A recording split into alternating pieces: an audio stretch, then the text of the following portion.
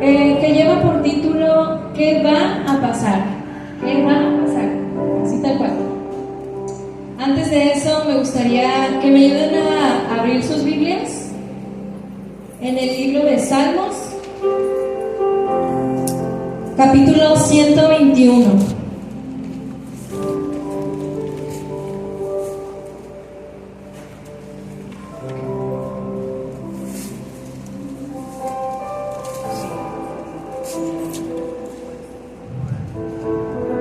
Muy bien, vamos a leer del versículo 1 al versículo 8.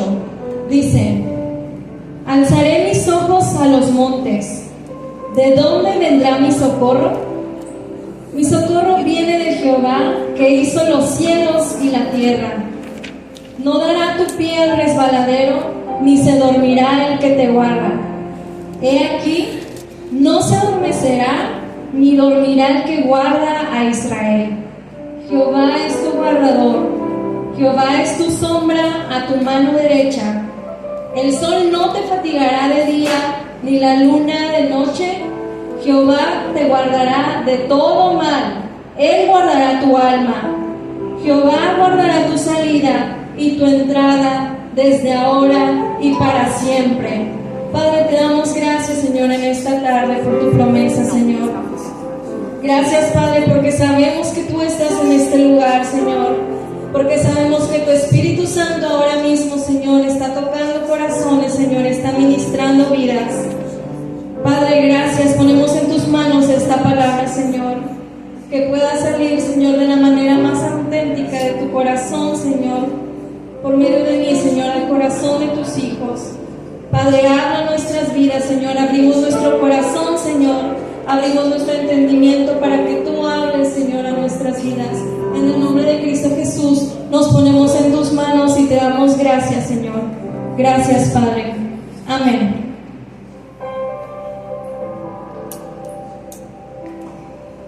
Saben, durante la semana yo ya había estado teniendo y no que nunca lo había hecho antes, pero esta semana como de una manera muy especial, yo he estado orando por ustedes y de repente veía sus rostros y empezaba a orar por ustedes. Entonces después el pastor me invitó y me dijo que si podía compartir este domingo. Entonces yo dije que sí, pero como que no lo relacioné en el tiempo de que estaba orando con el que me invitara el pastor. Pero yo cuando empecé a leer y empecé a estudiar el mensaje, lo relacioné y dije: wow, de verdad que Dios es bueno y Dios conecta siempre todo.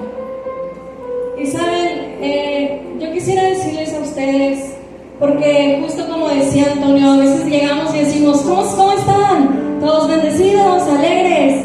Y decía Antonio: ¿realmente están alegres? ¿Realmente estamos bendecidos?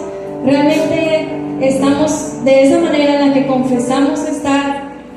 Porque si bien reconocemos que de repente hay tiempos que no son tiempos buenos, hay tiempos que son difíciles, hay días que son complicados, unos más que otros. Y esto ocurre tanto para cristianos y para no cristianos, pero también el pueblo de Dios puede pasar por estas situaciones de angustia, de intranquilidad. Puede ser que sea un pensamiento constante o una pregunta constante diciendo: ¿qué va a pasar? ¿Qué va a suceder? ¿Qué va a pasar mañana? ¿Qué me prepara? ¿O qué es lo que va a suceder con mi familia? ¿Qué es lo que va a suceder con mis finanzas? ¿Qué es lo que va a suceder con mi iglesia? ¿Qué va a pasar con mis hijos? ¿Qué va a pasar con la carrera que elegí? ¿Qué va a pasar con mis estudios? Y es una pregunta constante. Y quizá te identifiques con esta situación, pero probablemente en la madrugada, de una manera repentina, te despiertas y de repente solamente te dan ganas de llorar sin ninguna explicación. Empieza a haber tristeza, empieza a haber miedo, empieza a haber dudas, incertidumbre, una preocupación excesiva, llantos repentinos e incontrolables, o simplemente una situación en la que no dormir, te da insomnio y solamente estás preocupado queriendo conciliar el sueño, pero no se puede. Quizá ahora te identifiques y pienses en los días anteriores y digas, wow, hace mucho tiempo que no río a carcajadas al punto de llorar de la risa. Hace mucho tiempo que no me aviento esas carcajadas que se escuchan a 2 cuadras. Toda esa incertidumbre, todo ese miedo, todo ese pánico repentino, ese llanto incesante, se llama ansiedad.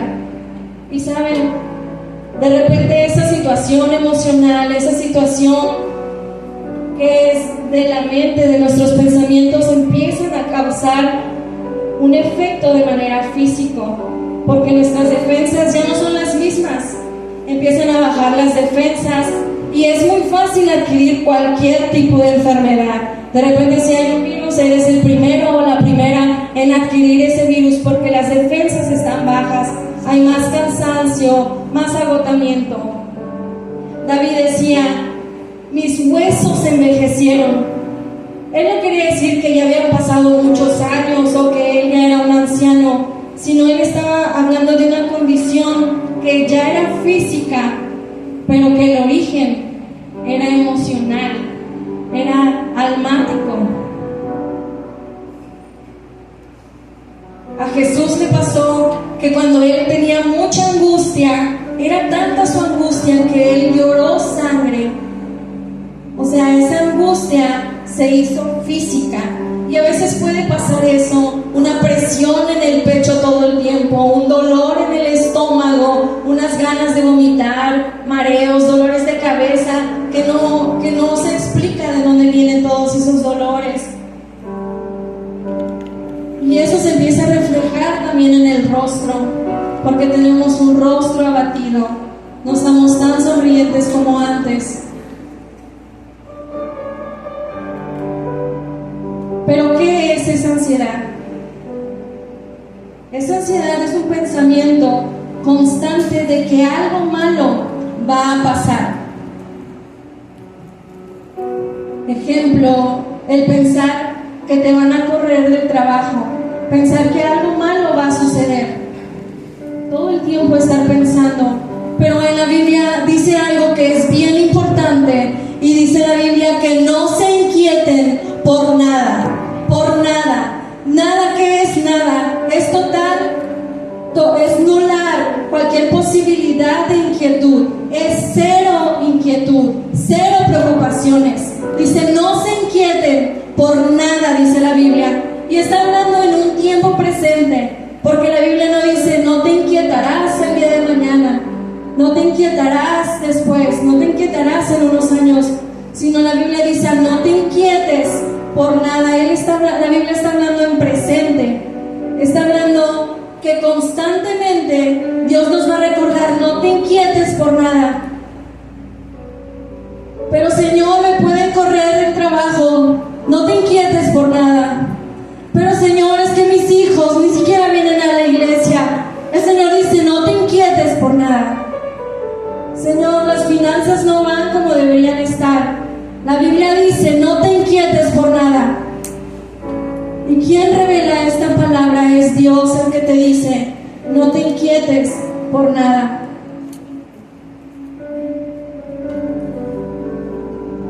El miedo y la ansiedad se podría decir que son como primos, porque el miedo ve la amenaza, pero la ansiedad se la imagina.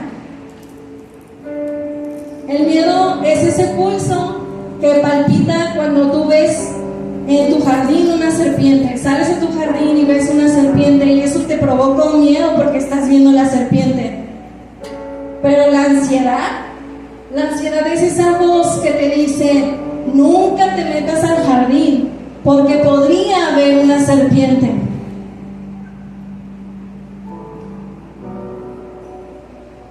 Los neurólogos han descubierto algo y dicen que nuestro cerebro no es capaz de diferenciar entre lo que nosotros vemos de manera tangible a lo que nosotros imaginamos. Dice que no se puede diferenciar. Si nosotros cerramos nuestros ojos y nos imaginamos algo, en nuestro cerebro dice que se activan los mismos neurotransmisores como si de verdad lo estuviéramos viendo. O sea, es la misma reacción que tenemos cuando algo nos imaginamos, es lo mismo que cuando estamos viendo algo.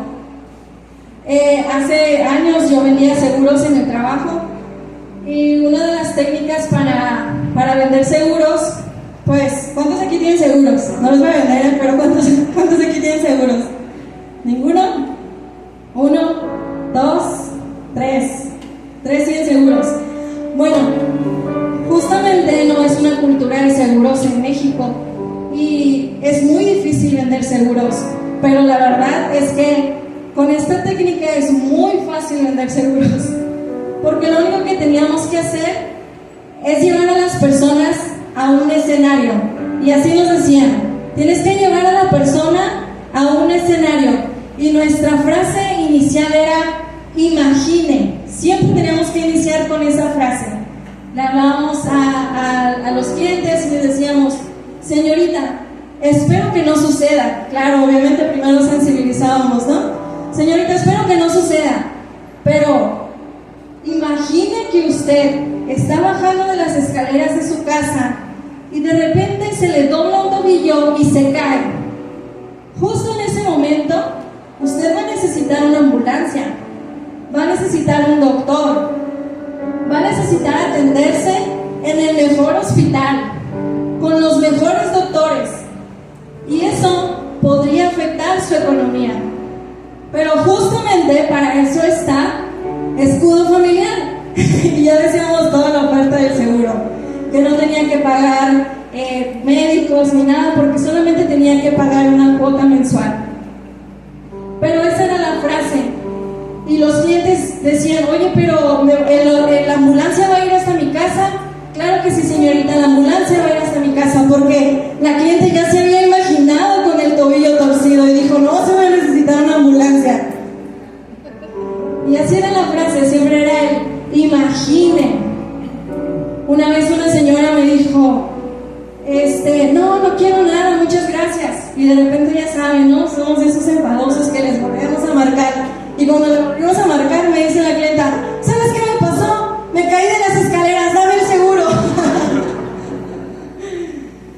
Y es que, de verdad que nosotros podemos imaginarnos las cosas y se activa inmediatamente esa angustia, esa preocupación, esa incertidumbre, aunque ni siquiera la estemos viendo, aunque no sea real.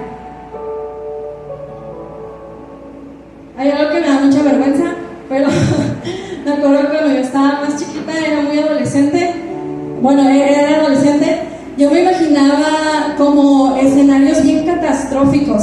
De repente en la madrugada no tenía nada que hacer, no había tantas redes sociales como ahorita, creo, y yo me acostaba y de repente me empezaba a hacer unas telenovelas en mi casa, en mi mente, perdón. Me imaginaba que de repente, no sé, perdón, no se lo había dicho, pero que mi mamá, no sé, se había muerto, que le había dado una enfermedad muy grave y ella se había muerto. Toda mi familia de Mérida había llegado a visitarnos, pero yo no quería ver a nadie porque de verdad tenía mucho dolor. Y me empezaron a hacer telenovelas y me imaginaba todo lo que podía pasar y todas las posibilidades. Y no es broma que yo en la madrugada, imaginándome todos esos escenarios locos, terminaba llorando y llorando y llorando acá, pero un llanto de berreo, así de que ni podía respirar por lo que yo me estaba imaginando. De repente mi mamá: ¿qué traes, Yari? Y yo ni siquiera sé cómo le iba a explicar que me había imaginado que se había muerto en mi mente, o sea, y que todo el escenario que yo me había imaginado. Y de verdad, y yo me despertaba y despertaba con ese sentimiento. A veces pensaba que yo me iba a morir y lloraba de las madrugadas, y de repente al día siguiente mi Facebook ya estaba dejando, si me muero, la contraseña a mis familiares para que puedan abrirlo, y pensaba: voy a hacer una carta, porque si me llevo a morir, para que mi familia pueda ver mi carta. Y empezaba a hacer ya acciones sobre pensamientos que ni siquiera me habían detectado una enfermedad mortal ni nada, solo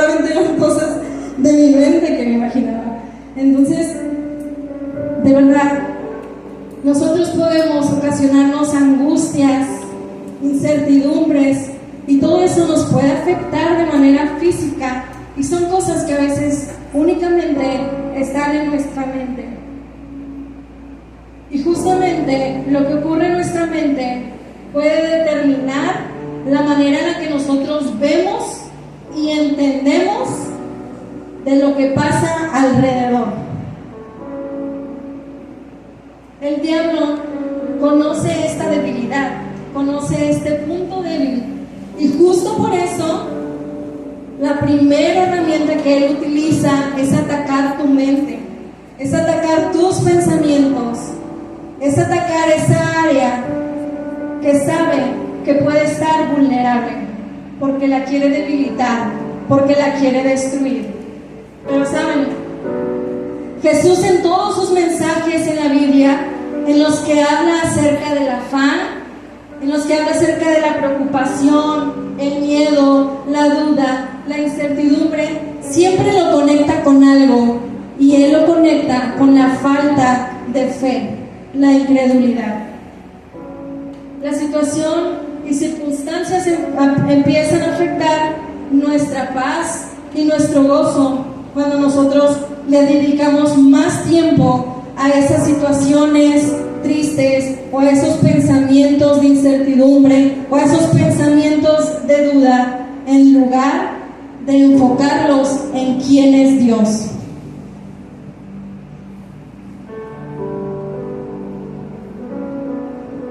¿Qué debemos hacer para poder mantener esa fe, para poder mantenernos firmes creyendo en las promesas de Dios? Y es, primero que nada, necesitamos eso. Necesitamos saber quién es Dios. ¿Quién es Dios? ¿Quién es el que nos está prometiendo estar con nosotros? ¿Quién es el que nos está ordenando no te inquietes por nada? ¿Quién es el que nos está diciendo yo guardaré tu entrada y tu salida?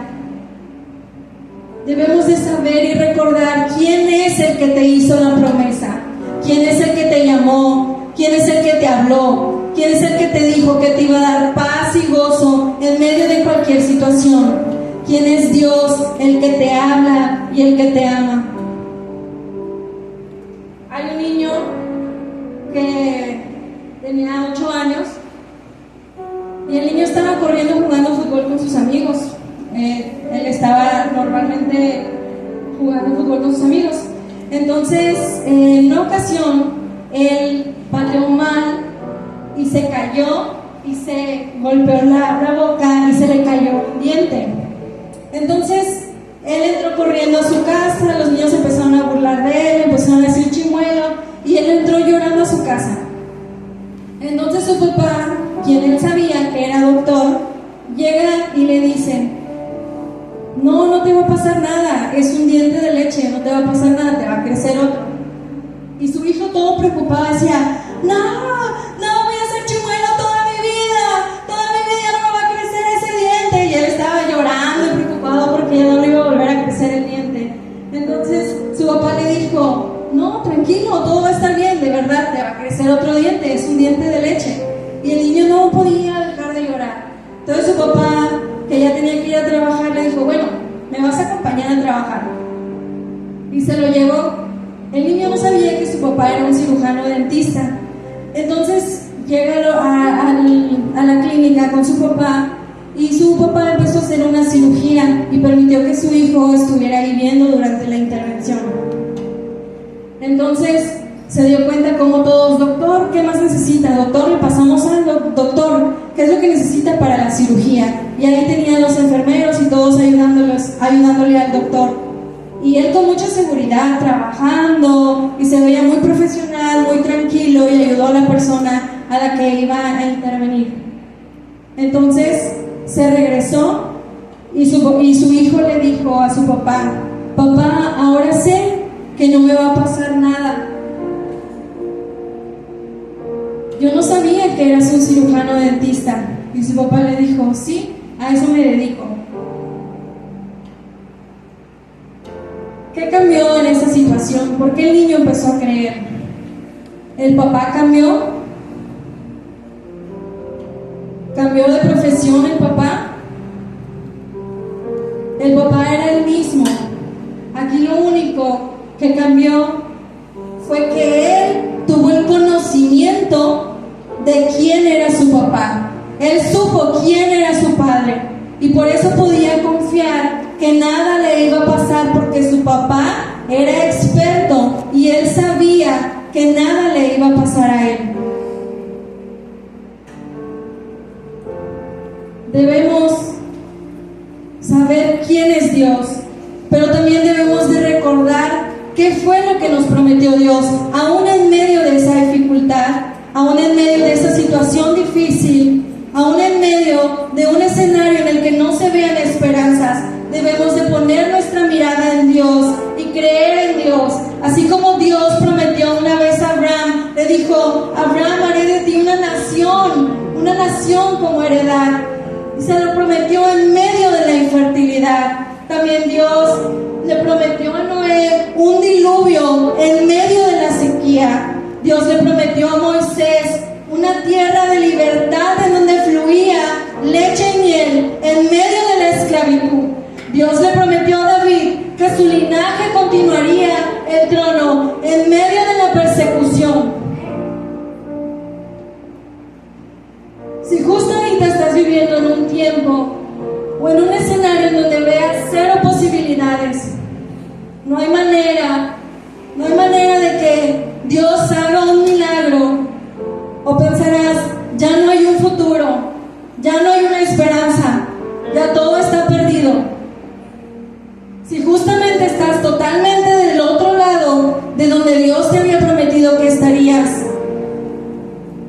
si no estás viendo nada de lo que Dios te había prometido que te daría o que haría contigo, con tu familia, en tu trabajo, en la iglesia, entonces, iglesia, justo ese es el momento en donde debemos de empezar a celebrar y a danzar y a gozarnos y a declarar gratitud delante de Dios, porque estamos justamente en el escenario en donde Dios empieza a manifestar su poder en nuestras vidas.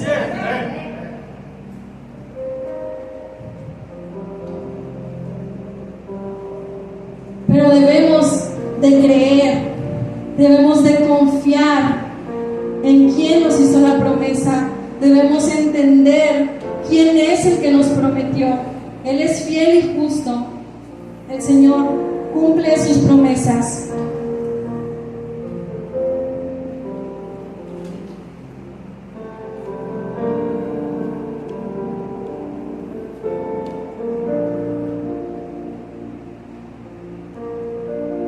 Pero hay algo bien importante, y es que todas estas personas que recibieron la promesa y que confiaron en Dios, también caminaron hacia la promesa. Noé construyó un arca, y todos esos hombres hicieron cosas, dieron pasos de fe, caminaron con fe y con seguridad, creyendo que Dios haría el milagro, aunque no lo veían. Aún en medio de una situación en donde no lo veían, ellos ya empezaban a prepararse, ellos empezaban a caminar hacia ese lugar en donde Dios les había prometido, aunque probablemente se veía totalmente lejano ese lugar. Hay una historia en la Biblia que me gusta mucho. Creo que cada vez que digo una historia digo: esta historia me gusta mucho, pero de verdad me gusta mucho, muchas historias, pero esta es de mis favoritas. Y habla acerca de una mujer que padecía de flujo de sangre desde hace 12 años. Creo que ya todos conocen la historia. Entonces hubo un tiempo en el que la multitud estaba oprimiendo a Jesús. Jesús iba caminando y todos iban oprimiendo a Jesús. Entonces, esta mujer que padecía del flujo de sangre, ella había gastado todo su dinero en médicos, todo lo que tenía lo había invertido para que ella pudiera ser sana. Todo lo había intentado, de verdad se había esforzado para lograr ser sana, pero eso no ocurría, al contrario. Dice la Biblia que le iba peor cada vez más. Entonces, escuchó que Jesús estaba en ese lugar y ella pensó, ella se imaginó y dijo, si yo tocar el borde de su manto, yo seré sana. ¿Qué hizo ella? Ella creyó, ella pensó, si yo tocare el borde de su manto, seré sana. Y justo esta mujer, dice la Biblia que se le acercó por detrás y tocó el borde de su manto, y al instante se detuvo ese flujo de sangre. Esa mujer fue sana. Entonces Jesús en ese momento dijo, ¿quién me ha tocado? Porque él sintió que un poder salió de él, y él preguntaba y volteaba para todas partes y decía, ¿quién me ha tocado? Los discípulos le decían, Jesús, pero todo el mundo te está apretando, o sea, pudo haber sido cualquier persona. Entonces Jesús dijo, no, esta mujer, alguien que me tocó, recibió sanidad porque poder salió de mí. Entonces la mujer, al darse cuenta de que ya la habían descubierto, ella se acercó con Jesús y se postró a sus pies y declaró delante de todos que ella le había tocado y cómo había sido sanada. Jesús le dijo en ese momento, tu fe te ha salvado, queda sana de tu azote.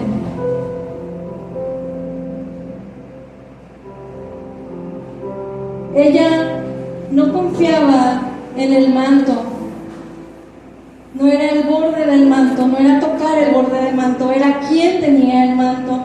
Ella sabía que Jesús tenía el poder de sanarla y de liberarla, y así fue. Ella fue sanada, pero Jesús le dijo, sé sana, tu fe te ha salvado y quedas sana de tu azote. Tal vez en esta tarde hay alguna situación que esté provocando ese azote, esa preocupación, esa incertidumbre, esa falta de fe. Pero Dios, Jesús está en esta tarde, en este lugar, y Él quiere sanarte. Él quiere darte libertad. Él quiere darte victoria en medio de la situación. Y algo que es bien importante es que en medio de la circunstancia, aunque se vea totalmente diferente del lugar en donde nosotros quisiéramos estar, Dios está, su mano está, Él está en este lugar y Él quiere sanarnos y quiere liberarnos y libertarnos de cualquier azote. Ya para terminar, nada más me gustaría que abriéramos nuevamente ese versículo, ese pasaje en Salmo 121.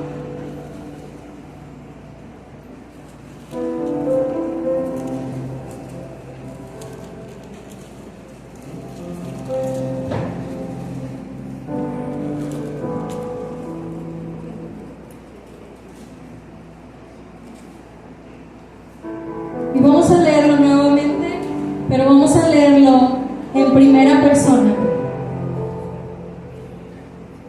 Les voy a pedir por favor que me acompañen a leerlo en voz alta. Dice, alzaré mis ojos a los montes, ¿de dónde vendrá mi socorro? Mi socorro viene de Jehová, que hizo los cielos y la tierra. No dará mi pie resbaladero, ni se dormirá el que me guarda. He aquí, no se adormecerá, ni dormirá el que guarda a Israel. Jehová es mi guardador, Jehová es mi sombra a mi mano derecha. El sol no me fatigará de día, ni la luna de noche. Jehová me guardará de todo mal, Él guardará mi alma. Jehová guardará mi salida y mi entrada, desde ahora y para siempre. Amén. Vamos a darle un fuerte aplauso a Dios.